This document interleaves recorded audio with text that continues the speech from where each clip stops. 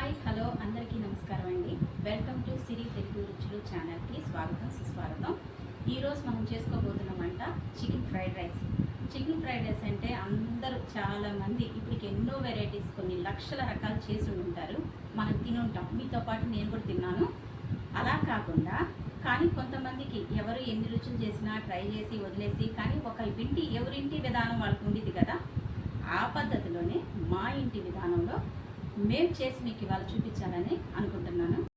తక్కువ టైంలో తక్కువ ఇంగ్రీడియంట్స్తో ఎక్కువ టేస్ట్ చేసుకోవటం ఎలాగో చూపిస్తాను రండి.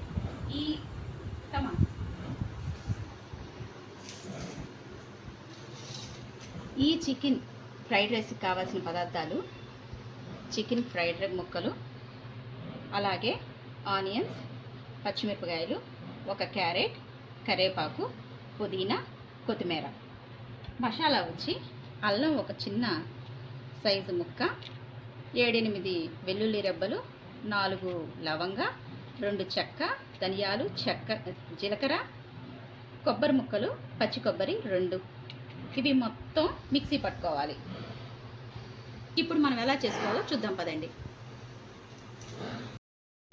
ఇందా చెప్పాను కదా, అల్లం చిల్లిపాయ మొత్తం ఇట్లా పేస్ట్ లాగా చేసుకున్నాను. ఇది పేస్ట్ చేసుకున్న దాన్ని మనం పక్కన పెట్టుకొని ఇది ఫస్ట్ ఆనియన్స్ వేసుకోవాలి. ఆయిల్ హీట్ ఎక్కిన తర్వాత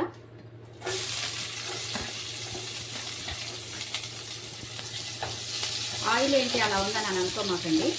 చికెన్ పకోడీ చేశాను కదా, ఆ ఆయిల్ ఇలా వాడుకోవచ్చు.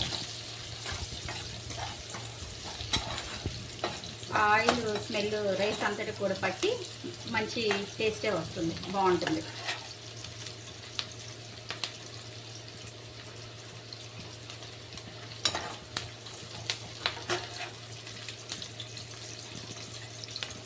తర్వాత పచ్చిమిర్చి,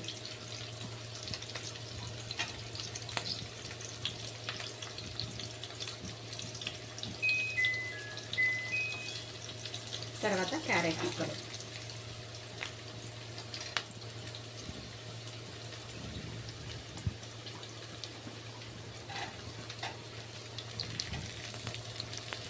తర్వాత కరివేపాకు ఆప్షనల్ మాత్రమే, మీకు ఇష్టమైతే వేసుకోండి, లేకపోతే స్కిప్ చేసేయండి.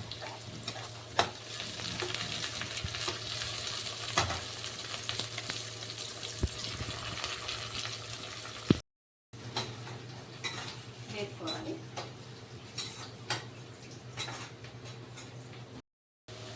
ఇలా కొంచెం ఒక 30% వేగిన తర్వాత మనం ఇందాక మసాలా వేసుకొని పెట్టుకున్నాం కదా, చెప్పినవన్నీ ఆ మసాలా వేసేసుకోవాలి.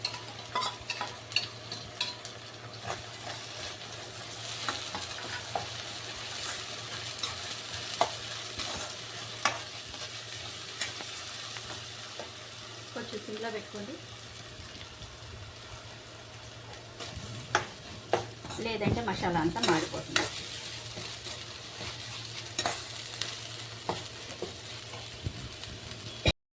ఈ క్యారెట్ ముక్కలు కూడా ఉప్పు పట్టాలి కదా, అందుకని ఒక 1/2 టేబుల్ స్పూన్ సాల్ట్,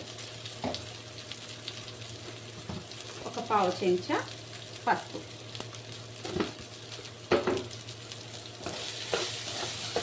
మాడిపోకుండా కలుపుకోవాలి.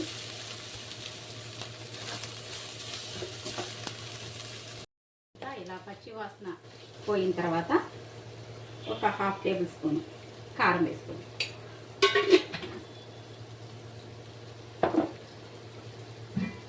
కారం వేసుకున్న తర్వాత పుదీనా, కొత్తిమీర వేసుకోండి. మొత్తం చక్కగా కలిపెట్టుకోండి.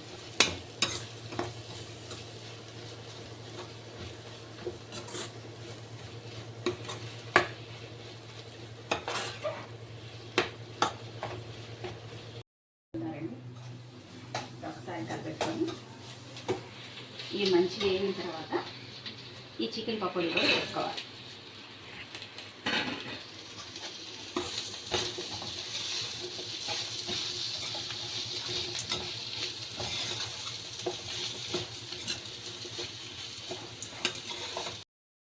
వెంటనే రైస్ వేసేసుకోవటం.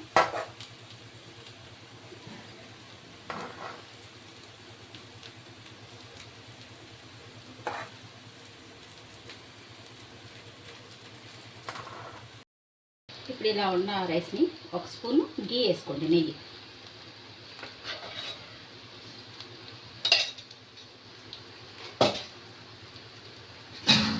ఇప్పుడు రైస్ అంతా కలిసేలాగా చక్కగా కిందకి పైకి నెమ్మదిగా తిప్పండి.